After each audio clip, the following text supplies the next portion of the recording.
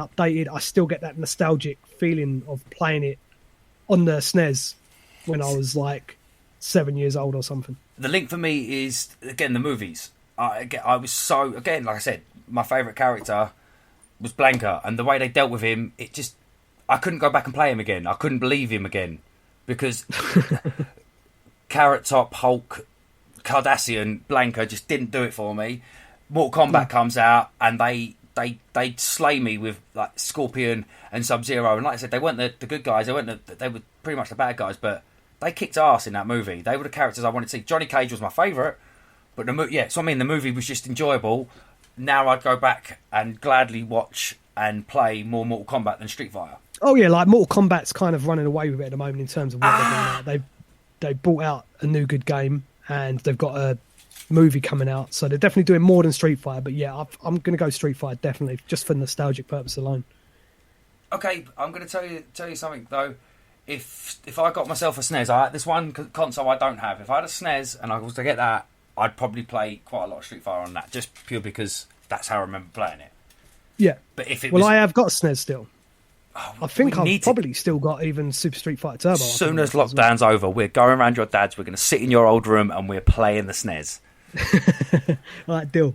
Okay, done. Did you know we actually completely skipped over the film you've been wanting to talk about? Assassin's Fist. Oh, the Assassin's Fist. Yeah, because it weren't even a film, was it? That was back in like 2014. So if you do enjoy Street Fighter and you've not, the Street Fighter film just didn't do it for you, definitely look up a film. It's on Prime at the moment in the UK, Amazon Prime. It's called like Street Fighter Assassin's Fist, and it was something that started off as like a little Kickstarter before some company picked it up and turned it into a thing. But I remember watching it as episodes on YouTube, and it goes back to the kind of origins of Ryu and Ken and Goken. They're kind of training how they kind of came to be as such and learning how to use the Hado. But it's full of Hadoukens and Shoryukens, and it's what the movie missed. It's what the movie should have been. See, I'm going to tell you my opinion on Assassin's Fist. I didn't complete it. I'd never heard of it until we started looking into this episode, and I started watching it. And then I text you saying, dude, I'm having a bit of trouble getting through this film because I see Ken and all I can see is Harry from Dumb and Dumberer, where the younger version of Harry and Lloyd. And then you pointed out that you basically said about, I can't remember what we said, but then when I sent you the picture of both of them and showed you that, his hair was exactly the same as Harry's, man, and it put me off. All I kept expecting was Ryu to turn around and go, I like it a lot, because then it just made me think his haircut was very much like Lloyd's as well. As soon as I sent you that picture, I must admit, when you sent that photo over, I did crack up. I was like, yeah, all right, that's pretty accurate. Straight up, I was going to watch it until I'd sent you that picture, and I looked at both of them, and I was like, oh man, Ryu looks like Lloyd, he looks like Ken. It was the hair. I think the blonde hair done me, so I could concentrate on watching that film. The Hadoukens were cool. But it was the hair kept getting him away from me. It didn't look real. I don't know, it didn't look real, and that's what I remember from Dumb and Dumberer. Is that his hair done? But no, yeah, like if any Street Fighter fans, definitely get onto Assassin's Fist if you've not seen it already. I thought it was a very good series. I've not seen the second part of it yet, which is the Street Fighter Resurrection, I believe it is, because there was this whole mishap with releasing it in the UK. It just it didn't have. Well, actually, it was releasing it anywhere outside of the US. I think it had problems, so it actually only ends up being available in the US. So I've still not seen it yet. But it does. Assassin's Fist does kind of end on a bit of a cliffhanger as such, and I'm yet to see the second one to comment on that. But I thoroughly enjoyed it though. It's what Street Fighter the movie should have been back then. I said for you again, it's a great film. Again, so it put me off of it, and I think I was trying to cram in too much and overthink it all in preparing it. I should try and sit and watch it again. And the fact that some of it's probably subtitled, so I know what you're like with reading. What are you trying to say? I'm okay with reading. Like, you're making me say, like, you struggle to read. I can read fine. It's just I get distracted and I don't read subtitles sometimes.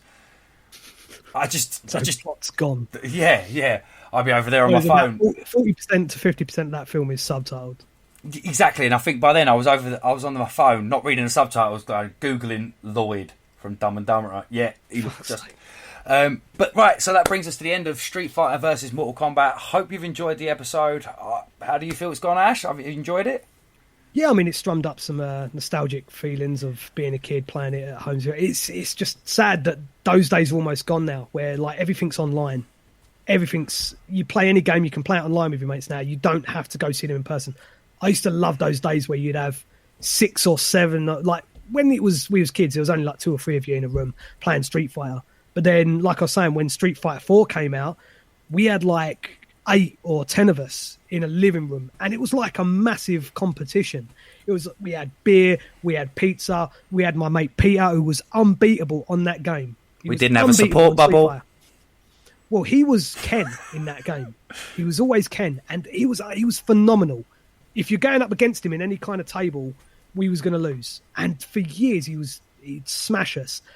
But I remember practicing my arse off for months and months before we done this big competition again, and I kicked the piss out of him and actually beat him with 1 round perfect as well, and he never lived that fucking down. I took photos of it, posted it up on social media. I was like, yep, I've just beat Pete and 1 round perfect. But none of us had ever beat him before. He was that good at it.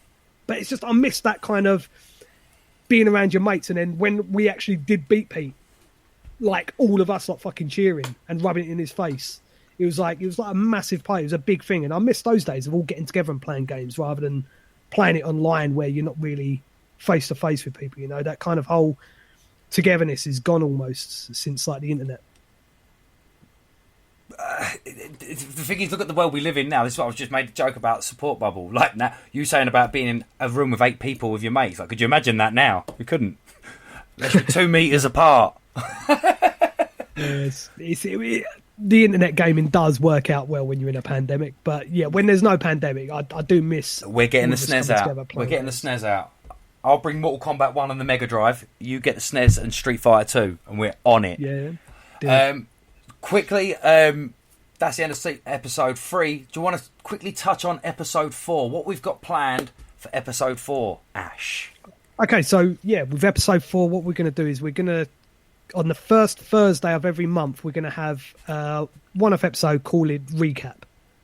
So what that's going to entail is we're going to be talking about everything that happened in January in terms of, say, films, games, TV series, comics, any kind of news that came up in the month before that. So this Thursday's one, or the next Thursday's one, will be about January. So all of that lot we'll be talking about and going over, and yeah, and getting our thoughts on things like movie trailers and all that lot that's been coming out.